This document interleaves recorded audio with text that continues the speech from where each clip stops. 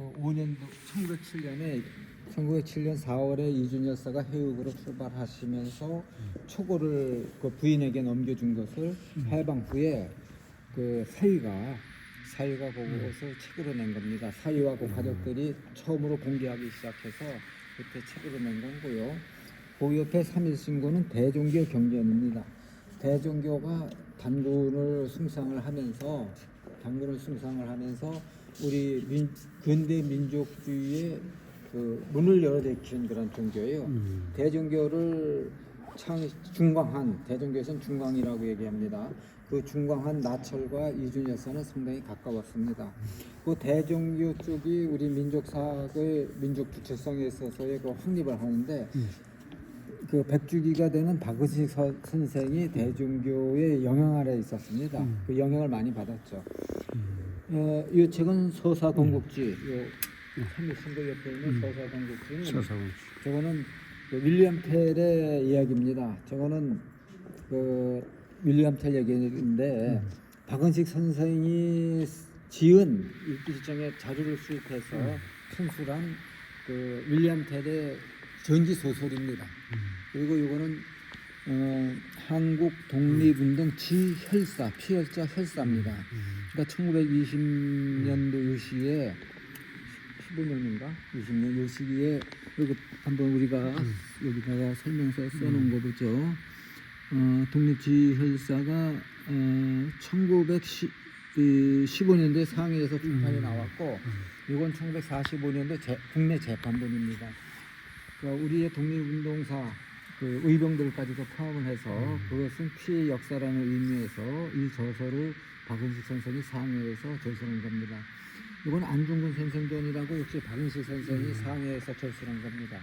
그러니까 안중근은 당시에 외정 때 언급할 수 없는 금기의 대상이었습니다. 그거를 상해에서 박은식 선생이 자료를 모아서 안중근 선생 전을 편절했습니다. 이건 1920년도에 역시 상해에서 나온 책인데 한국통사 비통할 통자죠. 여기에서는요. 그러니까 우리의 비통한 역사라고 해서 이렇게 역시 박은식 선생이 낸 겁니다. 이거는 전부 그 지혈사에서부터 한국통사, 안중근전 그의 여러 저서들이 있는데 그 박은식 선생이 그러한 저서들은 민족주의를 관통하고 있습니다. 박은식 선생하고 가장 가까웠던 선생이 단재 신채호입니다. 단재 신채호는 박은식보다 21살이 미치였습니다. 그런데도 독사신문이라는 저서를 민족사학에 대한 저서를 박은식 선생보다 먼저 냈어요. 1908년에 냈습니다. 그 신문에 연재했던 것을 다시 책으로 엮어내기도 했죠. 단재 신채호를 그 데일메일 신보에 들어오도록 한 사람이 박은식 선생입니다. 얘기하자면은 21살 차이였기 때문에 박은식 선생이 단재 신채호 선생을 아들처럼 대했습니다. 아주 아꼈던 사람이에요. 그러니까 아들처럼 대하면서도 동지로 받아들였습니다. 그래서 두 분이 우리 민족 사학을 개척한 분입니다. 그리고 그 박은식 선생과 단재 신채호 선생은 해외 유학하였습니다.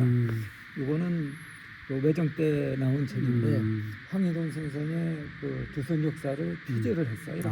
우리 민족의 표절 그 저작권 위반 표절로서는 그 처음에 첫 자료입니다.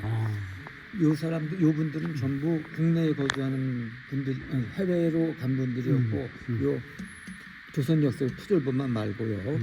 그 전부는 대감 박은식과 단재 신채호는 해외에서 활동했고요. 애류 권독규는 이제 국내에서 활동한 분들입니다. 국내에서 끊임없이 일본의 시민사관에 맞서서 민족사관을 대항을 한 분이 애류 권독규 선생. 이분은 이제 그 권독규 선생의 조선유기 그 두 번째 책. 이거 다 외정 때 국내에서 자비 출판된 겁니다. 그리고 육당 체남선의 저서가 있죠. 육당 체남선은 그 끝끝내 바로 변절하죠. 그러나 저 책은 변절하게 전에 나온 겁니다. 아시조선이라고요. 그래서 민족주의적 성향이 있습니다. 이 안재홍 선생의 백두산 등쳤기 여기 전시된 자료들이 거의 원본입니다. 주판본이거나 재판본 또는 원본인데 저것만은 영인본입니다.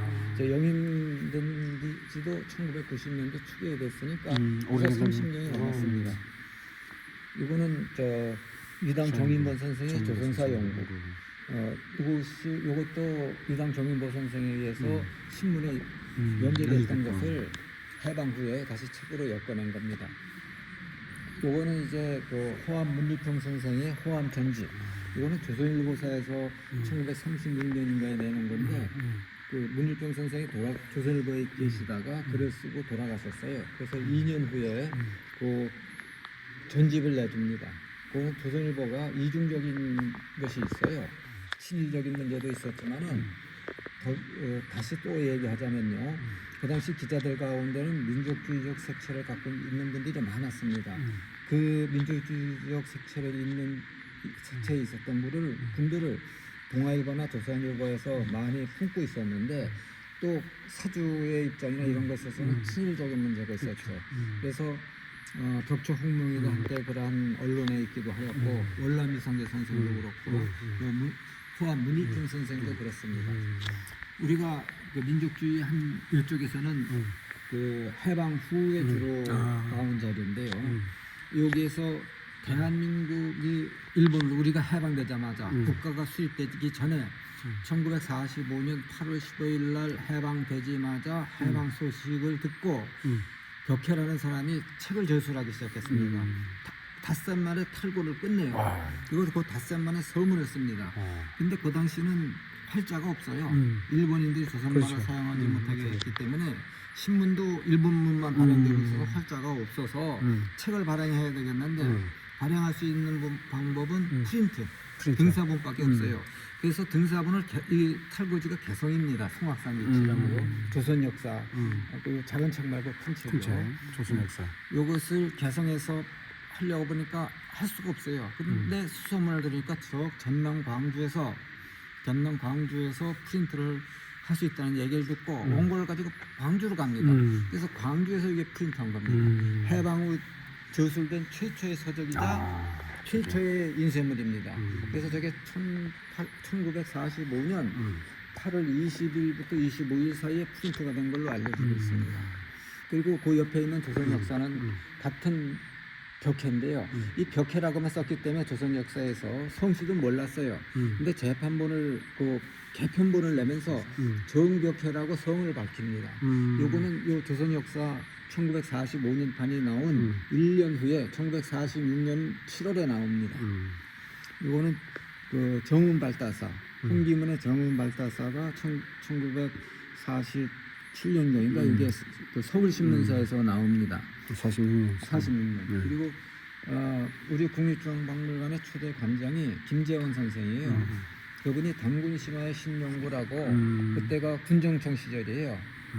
그때 국립박물관의 초대 관장이 되면서 조선총독부가 물러난 다음에 첫 번째 그분의 저술이 단군 신화의 신연구입니다.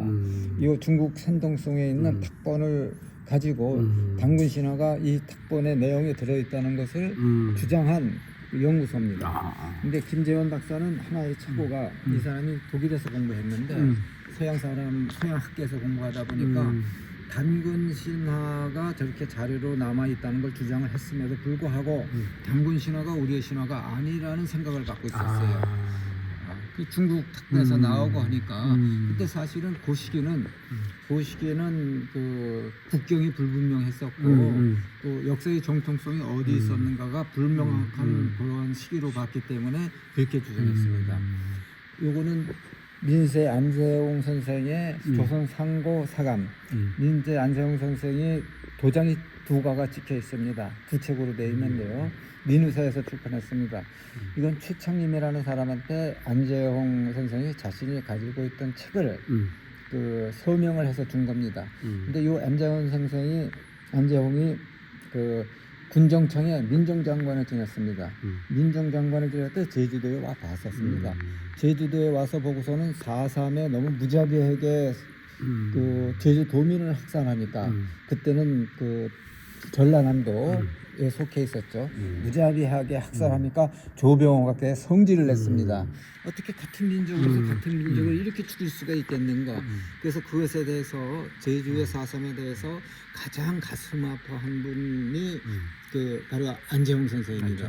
결국은 그 군정청 밑에서 또는 그 친일파들이 이승만 밑에서의 그 활개치는 것을 보고 자꾸 독립운동가라든가 그러한 민족주의자들이 암살돼 가는 걸 보고 여운형이라든가 김구라든가 암살되는 것을 보고 자신도 암살 위협을 느껴서 북으로 갔습니다. 그래서 북에서 아마 1970년대 초반까지 살아 있었던 걸로 알고 있습니다.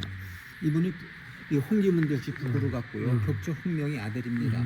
이분도 북으로 가서 북의 초기의 역사학이 식민사학을 떨쳐내는데 많은 도움을 줍니다. 그러니까 북에서는 식민사학이 없어요. 지금 식민사학이 남해만 있습니다. 이거는 빙어 현진건 선생의 단군 성적 순례입니다. 현진건 선생이 동아일보인가 기자를 했어요. 그래서 이것을 동아일보에 연재했던 겁니다.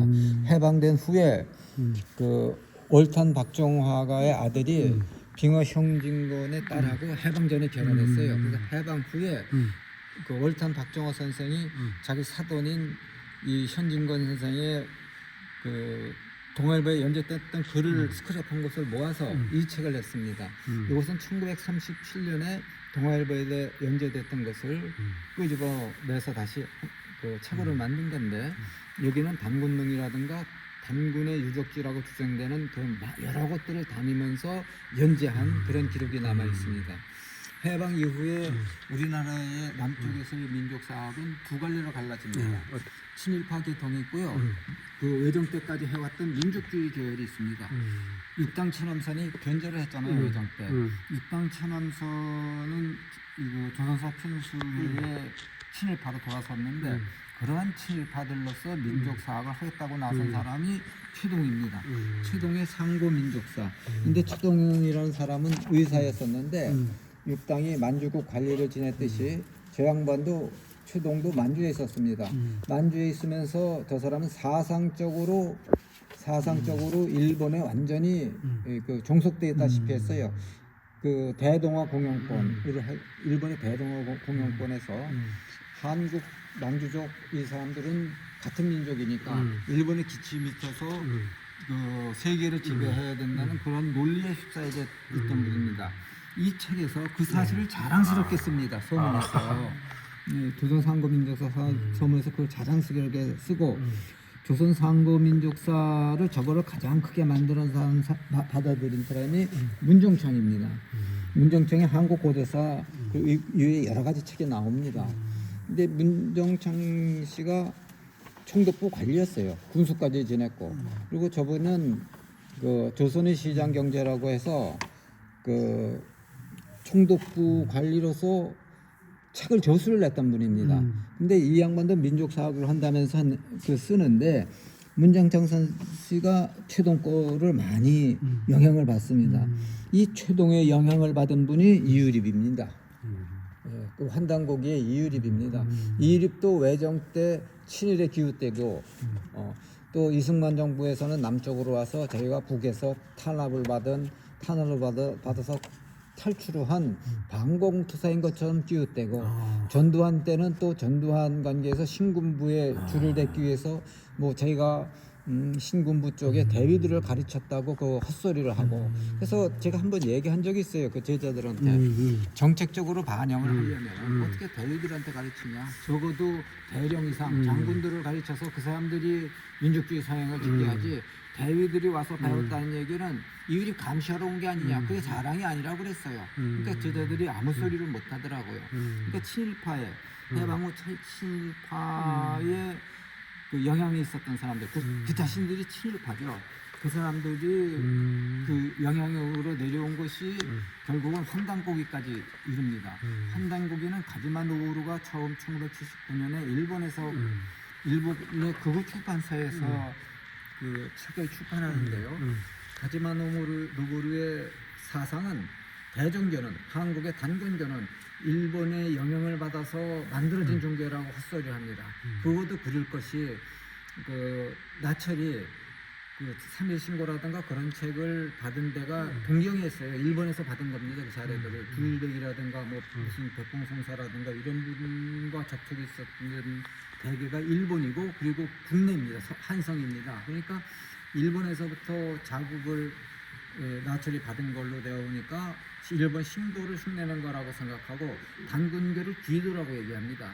그런데 우리로서는 대종교의 근본적인 것들은 그 단군의 중강이고 일본의 영향을 받은 것이 아닙니다. 일본의 영향을 받은 것이 아닌데 거꾸로 일본의 영향을 받았다고 주장하게 만든 것이 결국은 환단곡입니다. 그 책의 출판본은 일본에서 처음 나옵니다. 요새 많이 그 활성화를 많이 하는 것 같은데. 그게 좀 문제가 있는 거예요. 그러니까 결국은 환단곡의 요체는요. 단군을 부정하는 겁니다. 단군 이전에 국가가 있었다고 몇만 년 전부터 국가가 있었다고 하면서 단군을 말살하는 거예요. 그리고 세종대왕의 한글을 뭐 이미 고조선의 가림토 문자에서 나왔다고 얘기를 하면서 우리 한글을 모독하는 행위입니다. 그러면은 고려 시대에 또는 그 이전에 고구려 시대에 한글의 흔적은 어디 있습니까? 그리고 그런 가림토 문자가 비슷한 것이 옛날에 있었다고 그래도 그 의미 판독을 못하고 있어요. 그 의미 지금과 의미 같은지 알 수가 없는 겁니다. 그러면 영향을 받았다고 볼 수가 없어요. 그러니까 사실상 일본에서는 일본 고구들은 한 250년 정도 전부터 한국의 한글이 일본의 가나카라든가 일본의 고대 신대 문자로부터 파손되어 나갔다고 주장하는 사람들이 있습니다. 그걸 그대로 받아들인 겁니다. 그러니까 그 독소가 이러한 친일파들 육당으로부터 저 최동 거기서부터 문정창 이유립에 이르는 그러한 친일파계 당입니다. 근데 그런 시기에 이제 민족주의 성향의 저서가 나온 것들이 정벽해, 위당 정인보, 이 최인, 안호상, 안동준, 임승국 뭐 이런 사람들입니다. 그런 사람들로서 일단 제야사학자로 분류됐죠. 국립중앙박물관의 초대 관장이 김재원이었듯이 그분이 단군에 대해서 책을 냈는데 그분이 현역때 낸 거예요. 이 안호상은 초대 문교부 장관이었습니다. 초대 문교부 장관으로서 나중에 보니까 이 역사가 틀렸거든요. 그러니까 1960년대부터 저 연구를 해서 책이 나옵니다. 안호상에게 가장 큰 영향을 준 사람이 바로 저 권덕규입니다. 여기서 외정 때에 나온 이 권덕규입니다. 그 자비 출판을 하고 했던 이 권덕규예요. 이 권덕규도 대종교인이었고 조선어학회에 관련이 있습니다. 안호상 박사도 조선어학회에 관련이 있어요. 그리고 대종교인 총정교까지 하셨으니까요. 권덕규의 그 사상적 영향을 많이 받은 분이 안호상입니다. 저 자료는 그 책이 파손돼 있잖아요. 저 안호상 박사가 제게 준 거예요. 본인이 후판을 내기 위해서 수정한 분입니다. 뭐 이건 빼라. 또 다 뭘 더 넣으라 하면서 수정해 준 것이 저 책인데 다 재판본이 수정본이 나오면서 자신이 저 이렇게 수정했던 저것을 저한테 주시더라고요. 그래서 제가 그것을 1970년대에 받은 겁니다. 그대로 가지고 있습니다. 이것이 1975, 6년도에 있었던 아마 거의 78년 요때일 겁니다. 국정교과서 사용금지 가처분 신청을 문교부에 내서 소송을 했던 겁니다. 그 소장이에요 이것이. 이때 원고가 세 사람입니다. 하나는 안호상, 하나는 김득황, 또 한 분은 임승국. 근데 그 가운데서 안호상 박사는 외정 때 창씨 개명을 안 한 분입니다. 창씨 개명을 안 하고 계속 일본에 저항을 했던 분이에요. 조선어학회도 관계하고. 근데 유명한 재밌는 사실은 안호상 박사의 부인은 또 철저한 친일파였습니다. 모윤숙이 바로 부인이었어요. 모윤숙을 안호상한테 소개해준 사람이 이광수였습니다. 그러니까 모윤숙이 자꾸 이광수를 따라다니거든요. 근데 이광수는 귀찮잖아요. 떼어버리기 위해서 안호상 박사가 소개시켜준 겁니다. 그때 모윤숙이 천하의 모윤숙이 남편이 될 수 있는 사람은 안호상 박사밖에 없다고 그랬어요. 근데 안호상이라는 사람은 철학 박사였거든요. 독일에서 공부한. 그래서 결혼을 했어요. 근데 여자는 철저한 친일파였고 남편은 거꾸로 완전히 극단적인 거예요. 그리고서는 나중에 헤어집니다. 그리고서는 독신으로 살죠. 안호상 박사는. 대종교 총종교까지 했는데 이때 원고의 한 분 김득환 박사는 그 양반은 만주국 관리를 지냈습니다.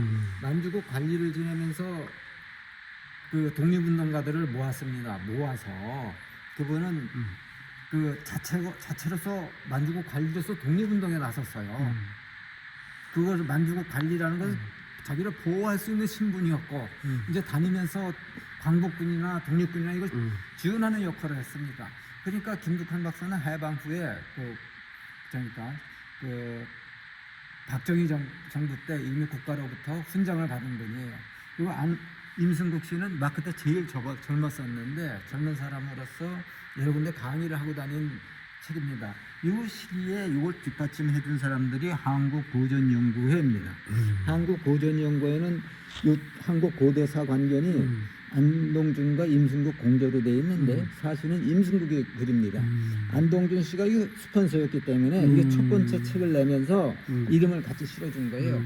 근데 저 안동준 씨가 국회의원을 했었어요. 그리고 삼선의원인가 했었고 그리고 저분이 괴산고등학교 그게 재단 이사장입니다. 괴산에 학교가 4군데가 있었어요. 그러니까 스폰서를 쓰면서 이분들을 그 사무실을 얻어줬어요. 거기에서 바탕으로 돼서 이게 시작된 겁니다. 이때 이유립의 환단고기가 막 조성된 시기였는데 그 한동훈이 2년도 안 하니까 이유립 씨는 이걸 반대하고 탈퇴해 나갔습니다. 근데 그 제자들은 지금 마치 이유립이 국사책교 운동을 주도한 것처럼 얘기합니다. 이 시기에 이들이 이러한 것이 하면서 널리 알려지기 시작하니까 자유라는 잡지사에서 그 기사를 실어주는 것으로 덤벼듭니다. 이 자유주의 발행인은 박창암이에요. 박창암이라는 분은 간도에서 독립군을 때려잡고 다니는 특설된 거 있지 않습니까? 박정희도 그쪽 출신이었죠. 박정희의 동지였습니다. 박창암이라는 사람이 재미있는 것은 이 양반이 5.16 혁명 때 혁명 감찰부장을 했었어요. 근데 반혁명 사건으로 박정희한테 찍혀서 박정희를 또 민정이양을 안 하려고 들었으니까 찍혀서 교도소 갔습니다. 그러니까 몰려났음에도 결국은 5.16 혁명을 주도했던 사람이 자기 다 아는 사람들이잖아요. 그래서 허가받은 게 자유라는 잡지입니다. 이건 반공 잡지였어요. 이 반공 잡지를 갑자기 민족 그 국사책교 운동하는 사람들이 글을 실어줍니다. 여기에 박창암이한테 이유리비가 철석같이 달라붙습니다. 그래서 많은 글을 쓰죠.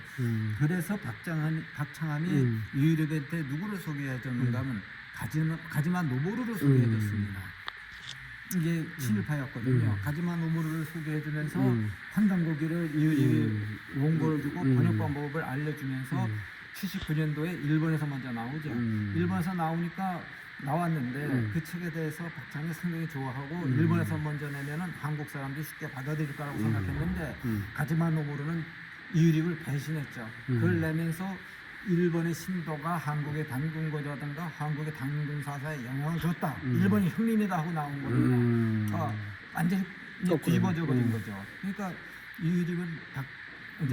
이유립은 박창암과 가지마 노보루에게 배신감을 느끼고 원고의 반환을 요구했죠. 그때 복사본을 보내왔습니다.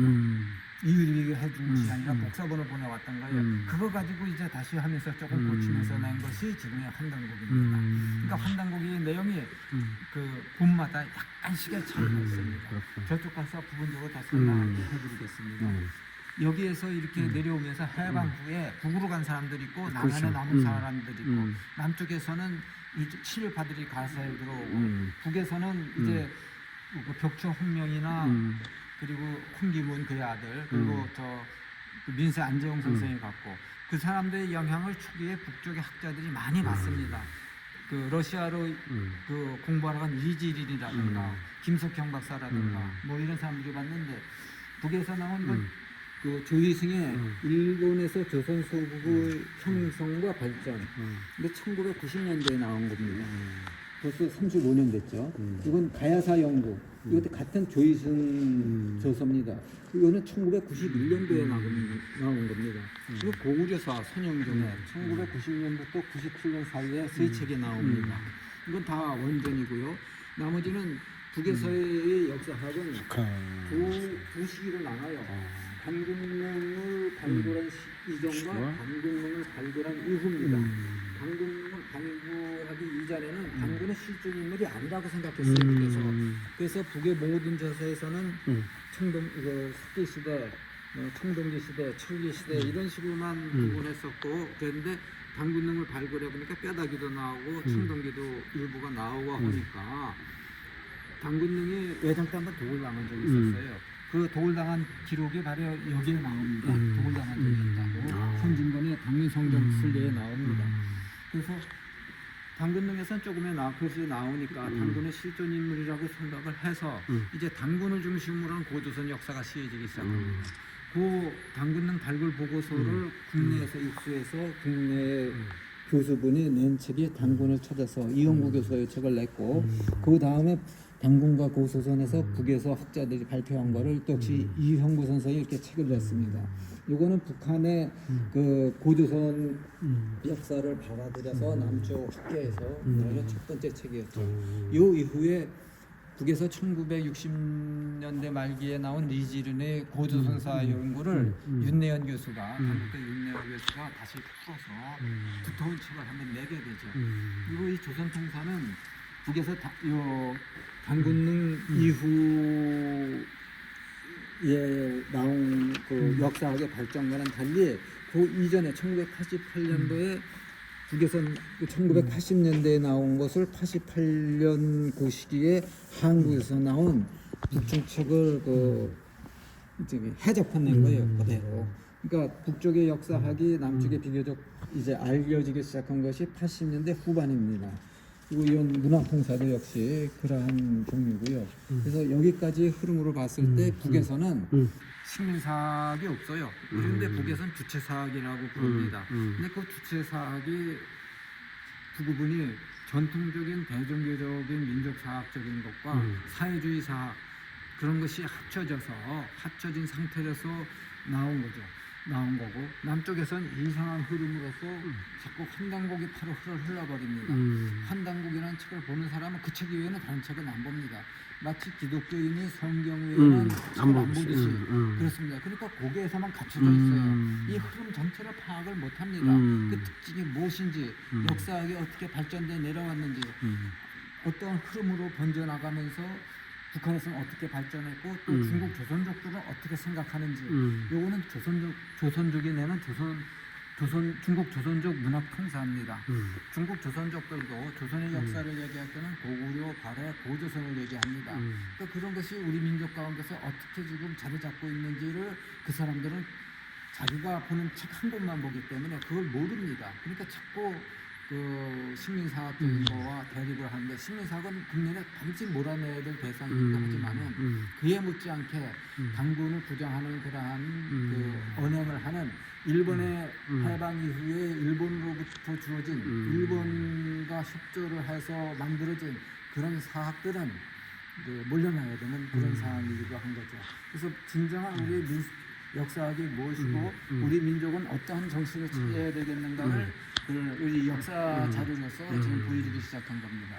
그러한 우리 민족의 역사학의 기본이 되는 서류입니다. 이거는 광개토 능비 탁본입니다. 탁본을 수첩으로 만들어낸 거예요. 이건 그 광개토경 그 부분을 펼쳐낸 겁니다.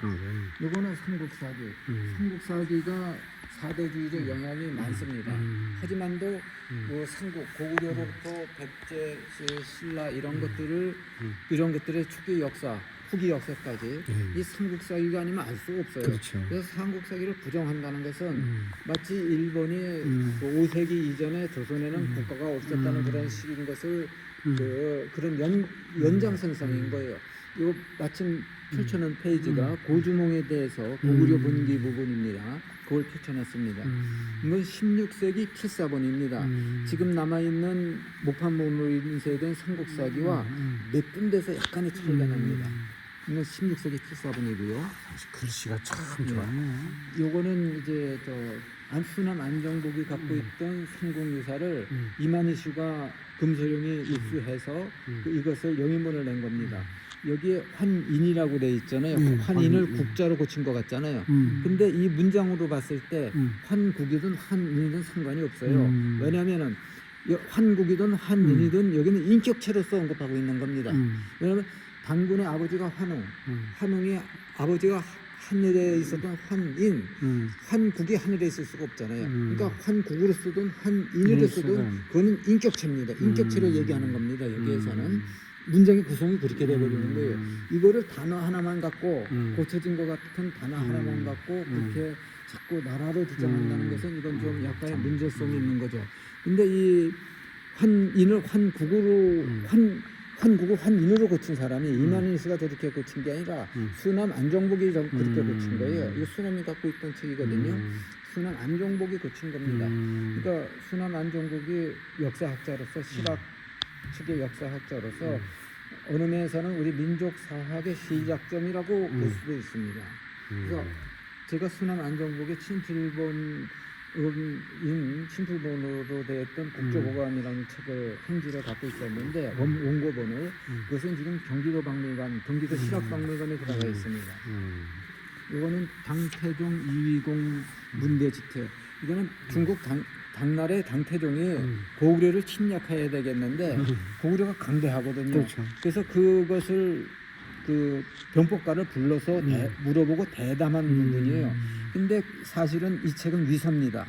그렇지만 이 위서가 무경칠서, 그러니까 그러니까 병법을 다루게 있는 가장 중요한 7권의 책 가운데 하나입니다. 그러니까 이 책이 국내에서 출판되고 공급됨으로 해서 고구려라는 나라가 얼마나 강대했었는가를 조선시대 무장들에게 뼈저리게 교육시킨 책 같은 그런 효과를 냈습니다. 그렇죠. 중국에서 원하는 효과와 정반대 효과를 냈죠. 그러한 고구려의 강성함을 느낀 장군들 사이에서 커온 분이 이순신이고 김수민이고 그런 분들입니다. 무장들 사이에서는 강한 민족적인 그런 게 있었어요. 문제는 문신들입니다. 조선시대의 문신들이 너무 문약했어요. 요거는 이제 그 어제 응제시조 여기 탐나에 대해서도 나와 있죠. 여기는 당군 신화에서부터 이성계에 이르기까지의 우리 민족의 신화에 대한 것을 많이 집대성해 놨습니다. 이 탐나 신화에서도 역시 삼성열 또는 설문대 할망얘기까지 여기 나옵니다. 이건 동국통감 출판본입니다. 이거는 이제 제주의 그 신중 동국여대 승남 이 저서가 이원준이 아니고 이원준 탐나지고요. 이거는 저 세종 때 나온 여대 승남을 그 나중에 1530년대에 신증한 거고요. 이 영향이 곧 1650년대 탐나지로 나옵니다. 이원준의 탐나지의 원류가 이 책입니다. 여기에 특별 전시적인 부분이 있는데 이거는 석부신광수라고 조선시대의 대표적인 시인, 민중 시인이 제주에 와서 요거는 시를 지은 겁니다. 이 한 권 전체가 제주도 관계된 시입니다. 여기 한라산가도 나오잖아요.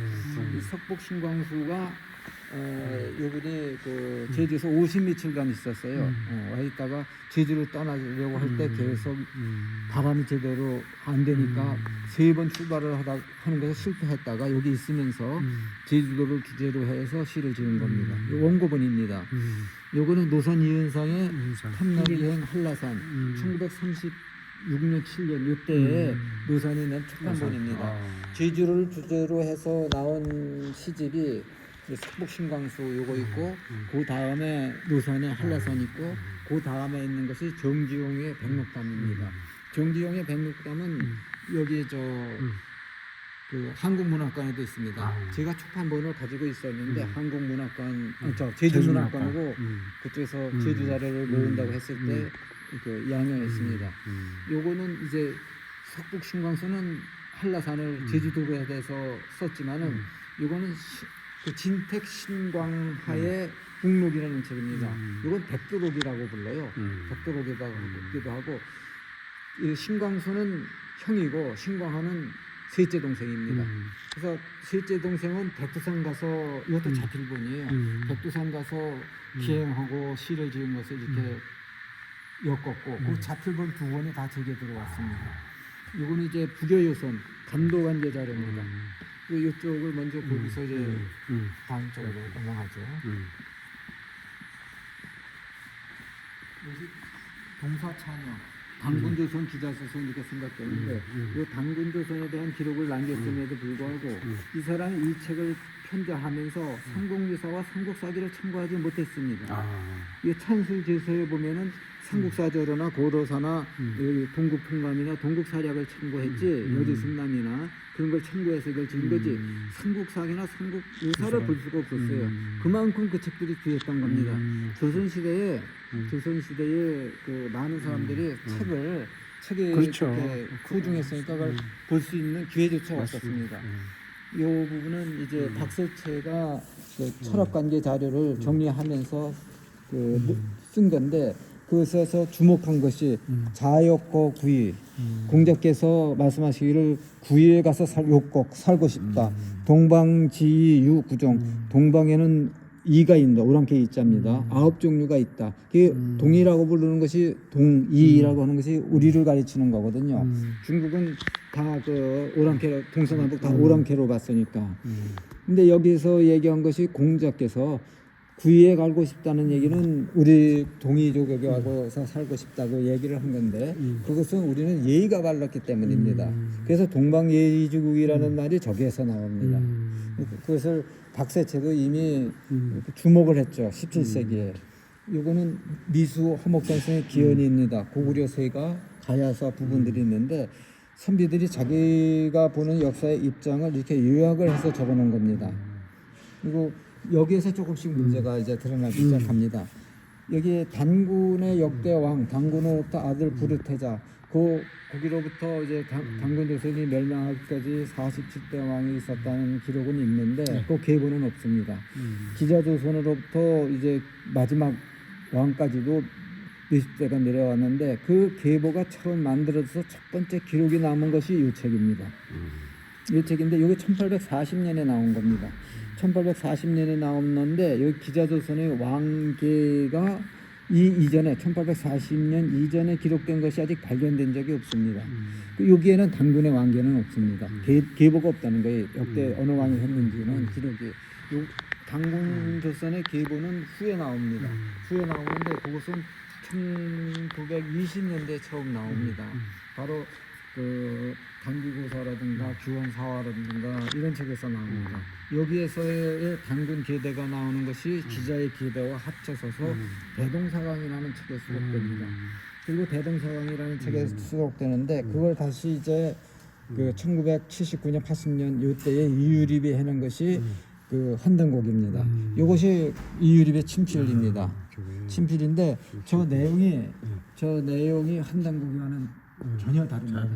그러니까 저것은 이유립이 1970년대인가 잠깐 의정부에서 살다가 대전으로 간 사이에 집주인이 야반도주한 것으로 생각하고 그 책들을 다 헌책에 팔아버렸는데 그때 팔아버린 책으로 지금 판단되고 있습니다. 그 다시 그래서 이유립이 한단곡의 저수를 시작한 거거든요. 그러니까 저때 저술했던 거와 후에 저술하는 것과 똑같이 내용을 못합니다. 그렇죠. 그것이고 이건 거의 같은 시기에 나온 고전연구회로 후원했던 안동준이 만든 동이한족 5100년 왕통사입니다. 이것도 저거와 비슷하게 위조를 하고 들어가는데 역시 다릅니다.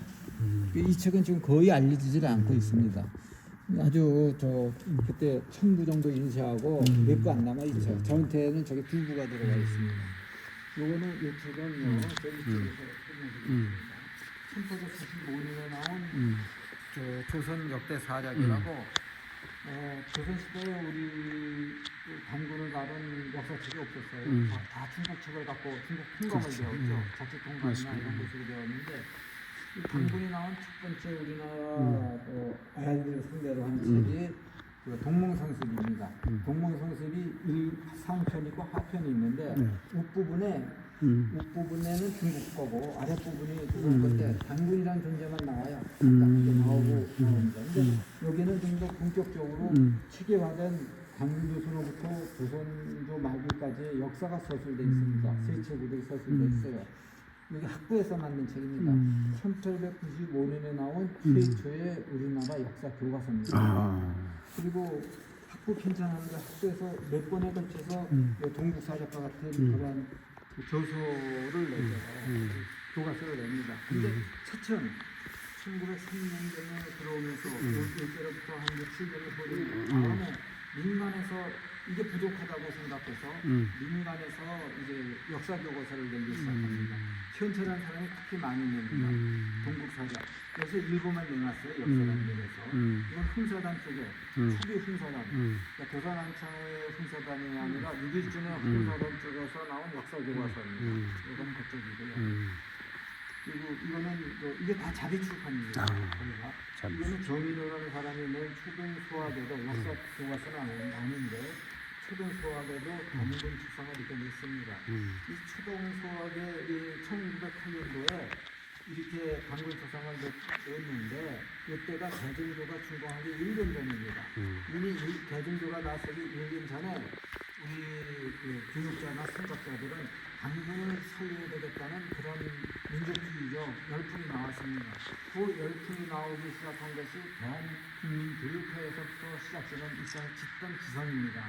그래서 다른 수학 서적에 충무공 얘기도 나오고 그런 말에 충무공 얘기가 오히려 그 대한민국 때는 이러한 교과서에 나오고 정부에서 얘기하거나 하는 데는 소극적이었어요. 초당에서 가르치지 않던 겁니다. 이건 신교육을 시키면서 만든 교과서입니다. 이것은 신흥무관학교의 길자입니다. 세인트본이죠. 원영희가 제출한 목조서인데 이건 조선왕조의 역사만 나와 있어요. 원영희가 저술한 그 조선왕조 이전에 역사책이 또 있습니다.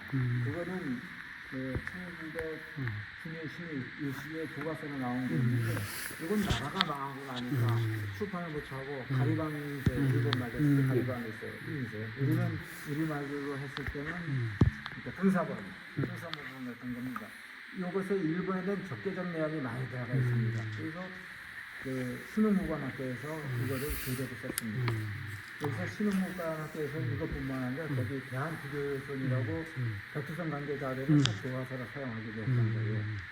이러한 집단지성이 당군이 필요하고 민족주의적 역사교육이 필요하다고 느꼈던 것이 대한국민교육회 1904~5년에 그때 만들어진 1904년에 만들어지면서 5년도에 본격적인 조직이 된 대한국민교육회입니다. 대한국민교육회의 회장은 이준열사입니다. 이름이 이준열사의 뜻입니다. 아, 이준열사. 이준열사가 원래 이름이 이선재입니다. 아, 이선재. 독보에는 저렇게 기록되어 있습니다. 이선재로. 이분이 일본에 가서 한때 일본에 망명에 가서 그러니까 그 김홍집의 그 내각 개화 내각이 실패하면서 가부경쟁 이후에 그 실패하면서 한 일본으로 그 망명회가 있었어요. 그때 일본으로 망명회 갔던 사람이 손병희 선생이라는 이런 분들 동학이 실패하고서 가 있었고 여러 사람이 가 있었는데 거기에서 일본에서 우리 한국에서 망명회 간 사람들을 그 먹여 살리는 하나의 숙박집 같은 게 있었어요. 그 주변에 있었는데 그 집 주인이 참 재밌는 사람입니다. 일본 사람임에도 불구하고 한국에서 가 있던 사람들이 먹을 게 없잖아요. 그럼 자기 집에서 재우면서 글씨 한 점 받아두고 한 달 정도 묵게 하고 글씨 써주면은 다시 아니 글씨가 아주 이거 여기 지금 하면은 대상감 그렇게 해주고 대회에서 그러니까 그분들이 이제 그걸 다 가지고 있다가 한 거의 한 8, 90년 후에 1980년대 초에 돌아가셨잖아요. 다 그분들. 그러니까. 그 자손들이 보니까 집에 잔뜩 있거든요. 그래서 한국 골동상인을 부른 거예요. 한국 골동상인들을 불러서 가보니까 거기에 뭐 여러 사람 글씨가 유명하신 나오고 분들 유일중 글씨도 나오고 이준열사 글씨도 나오고 또 칠리파 글씨도 나오고 별 글씨가 다 나오는 거예요. 그러니까 한국 사람들이 상인들이 사왔어요. 사온 것을 이제 제가 입수한 겁니다. 이준열사 글씨가 그때 그 집에서 10몇 점이 나왔습니다. 그 중에서 2점이 저한테 들어가 있습니다. 대단하네. 글씨가 뭐 이게 2019년에 그 예술의 전당 서예관에서 독립운동가 유목 전시회 때 안중근 의사와 나란히 걸렸어요. 안중근 의사가 국민교육회에 관계돼 있었거든요. 현재도 그렇습니다. 이 국민교육회 독립협회로 이준열사가 관여했었으니까 여기에 관계된 분이 저 박은식 선생도 관계돼 있었습니다. 그래서 그 당시에 집단지성이 모인 것이 민족사학이 필요하다는 거였습니다. 그리고 저기 그 관련이 되는 부분들이 그런 부분들이 있는데 그 단재 신채호도 이쪽에 좀 연관성이 있었어요. 대한자강에도 그렇습니다. 요거는 이윤여사와 가까웠던 민영환 선생의 침수기입니다. 아, 이 두 점이 대단하네. 민영환 선생 겁니다.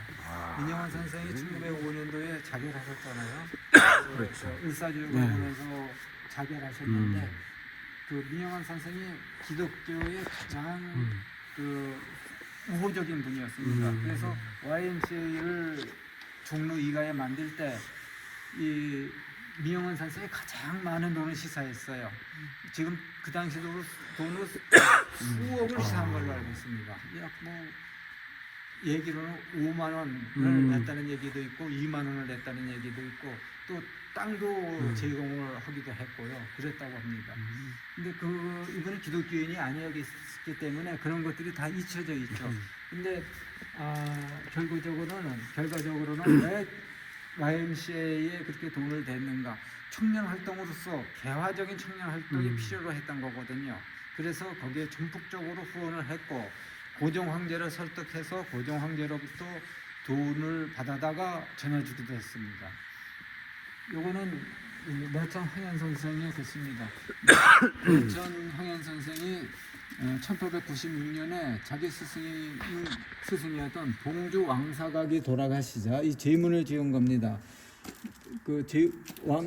왕봉주가 제문을 지은 건데 이 왕봉주의 손자가 광주 학생운동의 주모자입니다.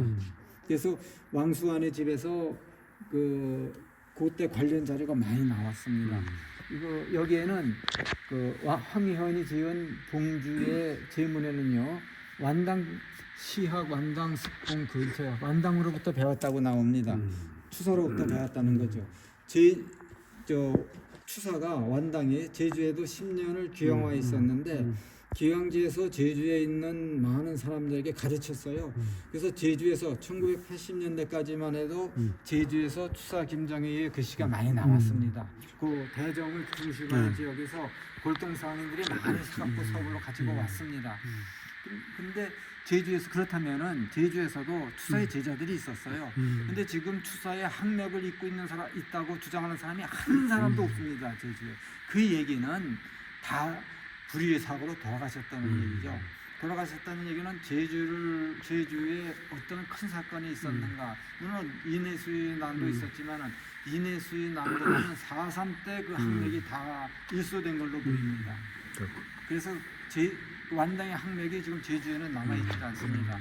육지에서도 지금 거의 안 남아있는데 흥선대원군이 난초라든가 이런 데서 추사로부터 배웠고 또 오세창의 그 아버지 영매 오경석이 역시 추사의 영향을 받았습니다. 추사의 영향을 받은 사람은 그 외에도 신혼도 있고 여러 사람들이 있는데 지금 추사의 학맥을 어디로 이어져 내려오는가를 한번 확인해 본다는 것은 상당히 재미있는 일이기도 한데 육지에도 거의 없는 것 같아요. 근데 제주는 전혀 없습니다. 그러니까 참 아이러니하네. 오래 있었는데. 이거는 이제 유기준의 글씨입니다. 유기준이 그때 일본에 막노예가 있을 때 이것도 역시 그 집에다 써준 겁니다. 유기준은 이거 신춘년이라고 날짜가 딱 나오기 전에 1901년 글씨입니다. 그래서 유기준은 일본에서 자기를 줄 때 그 자기를 거절했습니다. 그 동생은 받아들였어요. 근데 본인은 거절하고 안 받았어요. 그리고 이번엔 조선문전이라는 책을 냈고 그 후에 또 대한문전이라는 책을 냅니다. 그거는 우리 문법서입니다. 우리말에 대해서 일본이 조선을 강제하고 점령하기 전에 우리 문법에 대해서 연구를 해서 저서를 냈어요. 두 번이나. 그래서 어느 면에서는 우리 한글 연구에서는 성각자적인 분입니다. 그렇죠. 유기준이 성각자라고 해서 높이 그렇게 되는데 일제에 협력을 안 한 분입니다. 그러니까 민족의 지조를 지켰던 분이고 조선 유기준의 영향을 받은 분이 주시경이라든가 그런 분들이 나옵니다. 또 유기준은 누구로부터 한글 관계에 영향을 받았는가 하면 이봉문이라고 1896년인가에 국문정리라는 책을 낸 분이 있어요. 그게 최초의 한글 서적입니다. 14장짜리 책이에요. 근데 국문에 대해서 국문정리라고 해서 일종의 간략한 문법서를 냈죠. 그러한 문법서가 이봉훈의 국민정리, 그 이후에 유기준의 조선문전, 그리고 이제 지석영 선생의 언문, 그렇게 이어지고 그리고 아니요. 주시경 선생은 다른 거죠. 업문은 지석영, 지석영의 업문 그렇게 이어져 내려옵니다. 그럼 한글의 관계에 대해서는 저쪽에서 다시 설명드릴게요. 이거는 대일매일신보 그 원본인데요. 그 스티븐슨이라고 고종 황제의 외교 고문이 있었어요. 그 스티븐슨이 자꾸 고종 황제의 외교 고문이면서도 대한제국은 일본의 지배를 받아야 된다. 일본의 식민지가 돼야 된다는 그런 주장을 미국에서 하고 다녔어요. 신문 언론인이었습니다. 그것을 그 전명훈하고 장인환이 부담 못해서 샌프란시스코에 온다는 걸 알고 여기서 기다렸어요. 둘이서 오래 숨어서. 전명훈과 장인환은 일면식도 없던 사람입니다. 그 두 사람이 각기 권총을 갖고 있었어요. 딱 나설 때 스티븐스가 보일 때 전명훈이 총을 들어서 쐈습니다. 불발될 뻔했어요. 그러니까 장인환이 그도 쏘려고 하다가 이어서 곧바로 쏴버렸어요. 그 총에 맞아서 죽었습니다. 그걸 재판을 받아요. 그것을 썼다는 그 총을 쐈다는 대한 내신문의 기사입니다. 이때 재밌는 일이 이 사람들이 영어를 능숙하지 못하니까 재판을 받을 때 통역이 필요했어요. 그렇죠. 그 통역을 이승만한테 누군가 요청했어요. 그때 이승만이가 뭐라고 그랬는가 하면 나는 기독교인으로서 살인자를 변호할 수가 없다. 이런 짓을 한 거였어요. 거기부터 이승만의 본색이 드러나기 시작하는 그렇구나. 겁니다. 예. 요거는 신이 한번 보여주시면 이것은 일본에서 아니 일본이 유럽에서 만든 우리 태극기입니다. 지금보다 음량이 조금 큽니다. 이건 그리고 이게 갈라져 있어요. 이건 그린 겁니다. 그린 거로. 그래서 이 선이 똑바르지 못합니다. 이게 훼손된 부분들은 약간 수리를 했어요. 이게 유럽에서 한 10몇 년 전에 매물로 나왔습니다. 경내에. 그래서 국내에서 입수해들어서 다시 제기해 왔습니다. 이거 어느 나라에서 만든 건지 모르겠는데 여기 조그맣게 그 영문 그 이니셜이 적혀져 있습니다. 알파벳 이니셜이죠. 영문인지 어느 나라인지 말인지 모르겠습니다. 예.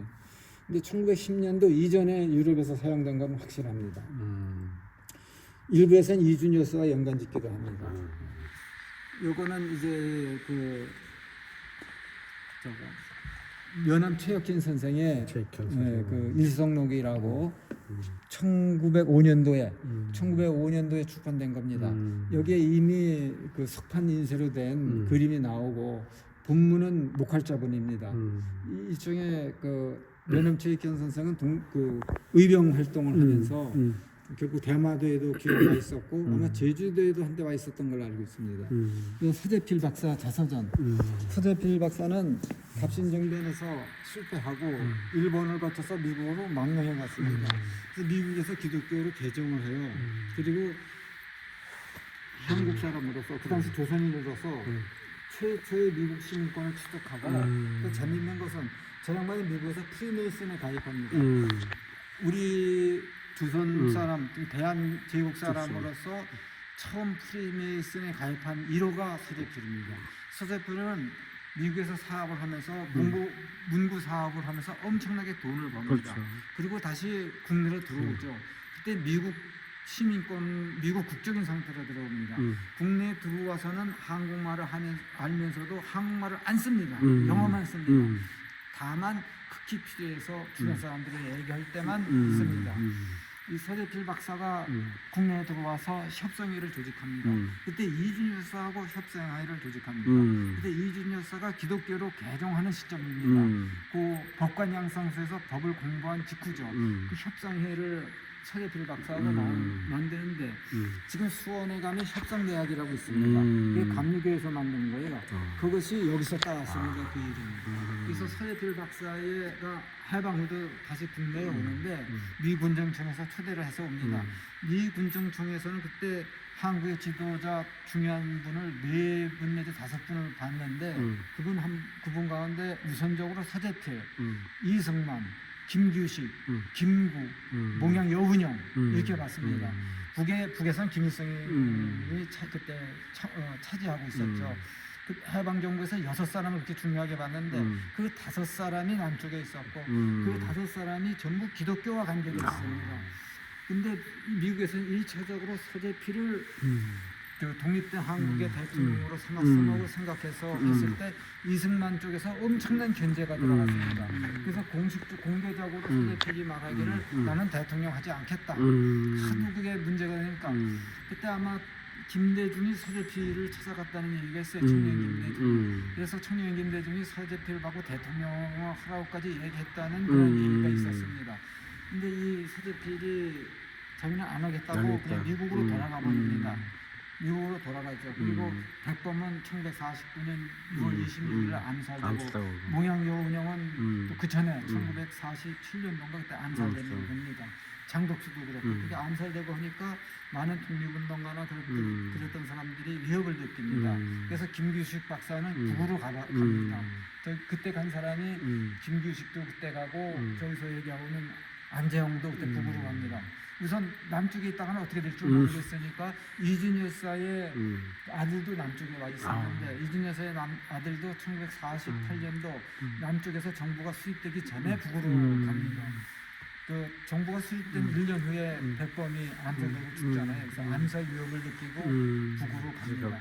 그러니까 그러한 일화가 얽힌 그 수에필 박사의 자서전입니다. 이거는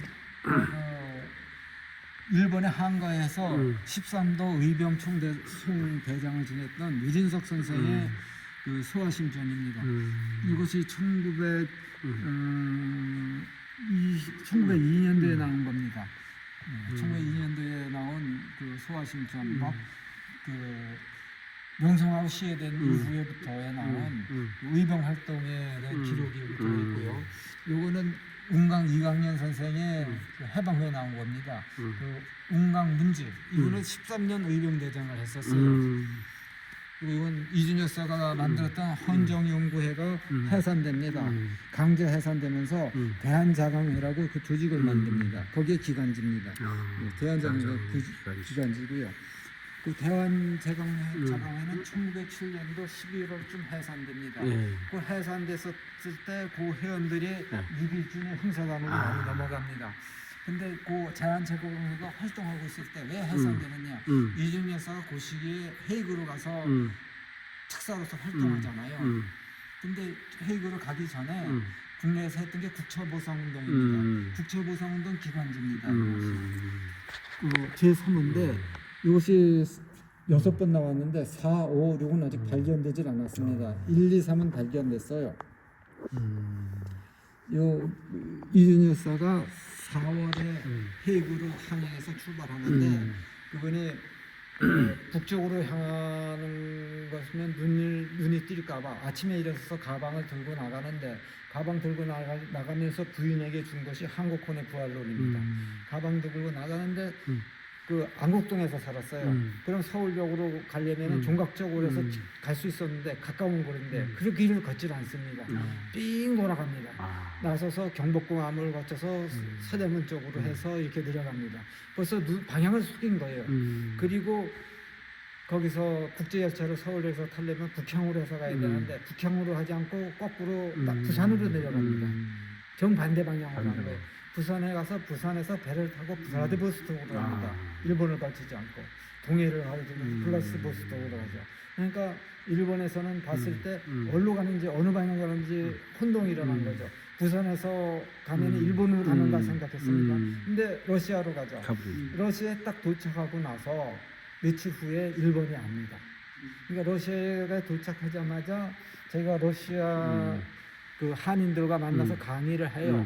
그 강의를 하는데 그 강의를 하면서 이상설한테 정보를 보냅니다. 이상설은 용정에 있었어요. 이상설이 그 정보를 받고 블라디보스톡으로 와서 만납니다. 그리고 같이 갑니다. 근데 이상설 주변에 일본 밀정이 있었습니다. 그때 압니다. 이 양반들이 이 사람들이 블라디보스톡으로 오는구나. 그래서 블라디보스톡에 있는 일본 총영사가 일본 본국으로 보고를 합니다. 이준이라는 사람이 와서 이상설을 부르고 만나서 모성에 뭐를 진행을 하고 있다. 이것이 블라디보스톡에서 알았는데 그때는 이미 국내는 없고 잡을 수가 없는 상황이 되어버리는 거죠. 그렇게 됩니다. 이거는 이상설의 그때 그 헤이그를 같이 떠났던 이상설이 지은 수학 서적입니다. 이상설이 수학자이기도 했어요.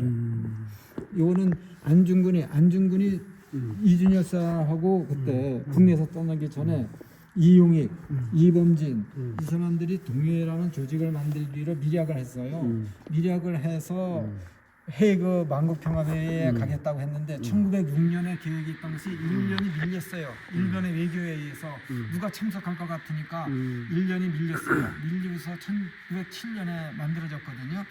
그래서 그분이 동의회라는 조직이 이제 만국평화회의가 되면 가려고 했는데 이용익이 1906년도인가에 사망합니다. 그럼 갈 수가 없잖아요. 그래서 대신으로 해서 보낸 것이 이준 열사예요. 이준 열사는 국내에서 출발했어요. 그리고 이상설은 용정에 있었고 이휘정은 아버지 이범진 밑에서 러시아의 그러니까 페테르부르크에 있었고요. 러시아 수도에 있었고